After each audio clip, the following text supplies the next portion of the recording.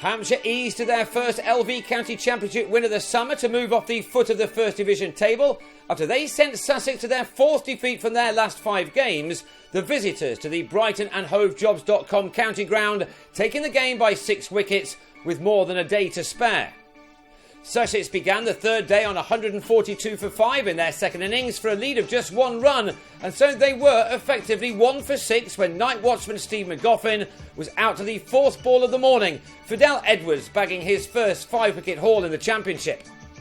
Sussex may have been in big trouble, but they had by no means given up, and with Luke Wright at the crease and adding to his overnight score of 28 with some thumping cricket shots, the lead began to build quickly first thing. Ben Brown largely played his natural game as well, and so those at the ground were going to be entertained for a while these two were together. Some lovely shots showed that there was now nothing to worry about as far as the pitch was concerned. Edwards, who bowled a frighteningly quick spell down the slope to put his side into a winning position on the previous evening, had less effect now, this driven 4 taking Wright to his second 50 of the match of 67 balls. This was soon becoming a very handy partnership, Sussex's best of the match in fact, a counter-attack from both batsmen, giving the visiting attack something to think about. Things weren't quite going as they would have been hoping for at the start of the day. Brown was moving through the numbers with ease and he too made a half-century, his occupying 84 deliveries from which he'd struck 10 boundaries. He had the partnership with Wright into 3 figures, and Hampshire, without a 4-day win this summer, may have been concerned. They had a right to be too. The stand by these two moving up to 120, right now into the 80s as lunch approached. This wicket then was massive. On 84, Wright was called through for a quick single by Brown and was run out by Will Smith's direct hit from point. It was a gift that Hampshire gleefully accepted.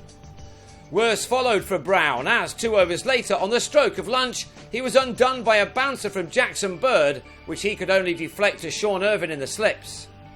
Brown was out for 52 and the innings was then wrapped up quickly on the restart. Ollie Robinson clipped a ball from Bird to Gareth Berg at deep square leg, and Finn Hudson-Prentice offered Sean Terry a simple catch at short leg off Danny Briggs, Sussex losing their last 4 wickets for 4 runs since that run out to be all out for 266, Edwards with 5 for 58. And that left Hampshire a target of only 126 to get themselves off the foot of the First Division table.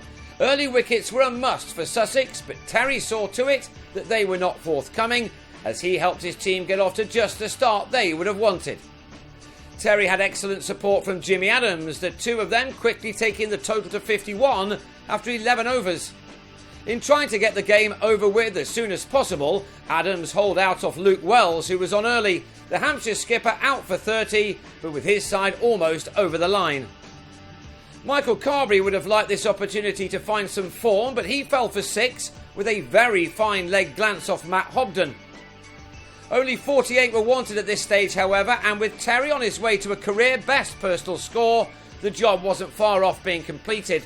He was later to register an 85-ball half-century. These are a couple of the 7 boundaries he struck in that.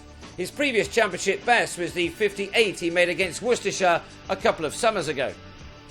He lost James Vince at the other end for 10, top-edging a slog sweep off Wells, which was eventually caught by Ed Joyce at slip.